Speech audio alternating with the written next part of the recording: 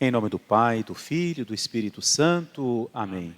Podemos sentar-nos, meus queridos irmãos e irmãs, queridos irmãos que nos acompanham por essa transmissão. Convido vocês a refletirmos hoje sobre a primeira leitura, esse episódio de Moisés que intercede pelo povo. É bom a gente entender de que a palavra de Deus está falando. Moisés, por ordem de Deus, subiu à montanha onde Deus ia lhe dar os 10 mandamentos. E Moisés subiu e passaram-se 40 dias. E Deus falou que ninguém se aproxime da montanha. Quem se aproximar morrerá. Somente Moisés, que foi para o cimo do monte, onde ele falava com Deus. E como o tempo ia passando, o povo começou a falar para Arão. Arão, Moisés sumiu, não sabemos mais onde que ele está. Então faça para nós um Deus, para que nós possamos adorá-lo e fazer festa. Porque esse Moisés, nós não sabemos o que aconteceu com ele. É um fato, meus irmãos, que nos impressiona muito a facilidade com que aquele povo que Deus tirou do Egito com tantos milagres, a facilidade com que o povo se afastava de Deus. A facilidade com que eles murmuravam na hora das dificuldades, esquecendo tudo o que Deus tinha feito antes. E a facilidade com que muitas vezes eles caíam na idolatria, adorando outros deuses, fabricando deuses para si. Nós vemos, meus irmãos, nesse fato, que o amor de Deus é um amor muito misterioso. Se nós olharmos para aquele povo, e ao olhar para os outros é mais fácil do que olhar para nós, né? Se nós olharmos para aquele povo, a gente vai falar, esse povo não era digno de Deus. Esse povo não merecia o amor que Deus tinha por eles. Basta ver a facilidade com que eles reclamam de Deus, murmuram contra Deus e se afastam de Deus. O amor de Deus é assim. É um amor muito misterioso. É um amor totalmente gratuito, no sentido de que Deus não ama aquela pessoa ou aquele povo que tem qualidades que tornam esse povo ou essa pessoa amável. Deus ama com misericórdia. Ele ama porque Ele se compadece. E nós podemos, meus irmãos, aplicar isso tudo à nossa vida. Deus nos ama. Outro dia nós fizemos essa reflexão que nós vamos passar a nossa vida inteira, e tomara que passemos a nossa vida inteira tentando entender o amor de Deus por nós, tentando descobrir até onde nós podemos conhecer o quanto Deus nos ama. E eu acho que nós sempre na oração devemos pedir a Deus essa graça. Senhor, fazer que eu compreenda até onde o Senhor me ama, que eu consiga ter consciência do amor que o Senhor me tem. E esse amor é o amor gratuito, é o amor daquele pai que acolhe o filho, que abraça o filho, que não pergunta pelos erros, mas vê ali, naquela sujeira toda, naquela pobreza toda, o seu filho. Hoje, então, nós vemos esse momento da história da nossa salvação, em que o povo, porque Moisés demorou um pouquinho, manda que Arão faça um Deus. Mas como assim fazer um Deus? E aí nós entendemos por que naquele tempo Deus foi tão severo ao proibir as esculturas. Porque ao fazer uma escultura, para eles aquilo ali não simbolizava alguém.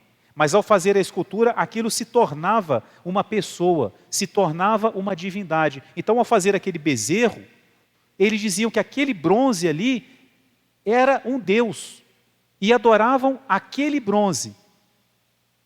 E o diálogo de Deus com Moisés é tão bonito. Deus fala assim com Moisés, desce Moisés. E é interessante que Deus fala, o teu povo, o povo que você tirou do Egito, pecou. Desce lá para você ver. E Deus faz uma proposta para Moisés. Deus fala assim, eu vou acabar com esse povo, eu vou exterminá-lo.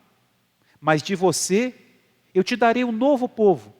Eu te darei uma grande nação que você vai comandar. Não esse povo de cabeça dura, teimoso, rebelde, murmurador, idólatra.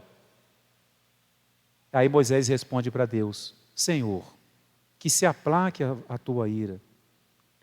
Que se aplaque a tua ira. Aí Moisés fala, com o teu povo. Moisés responde: o povo é teu, Senhor. Os egípcios iriam falar assim: o Senhor, ele, o Deus dele, os tirou do Egito para matá-los no deserto. O Senhor vai querer que se diga isso do Senhor? Aplaque-se a sua ira contra o povo que o Senhor tirou do Egito. Lembre-se de Abraão, de Isaque, de Jacó, a quem tu prometeste dar a terra prometida. Moisés intercede pelo povo. E aí diz o texto: e Deus se aplacou da vingança que ele queria fazer ao povo. Lembre-se, Senhor, de Abraão, Isaque e Jacó. Moisés não falou: Senhor, olha para mim, lembre-se de mim. Não.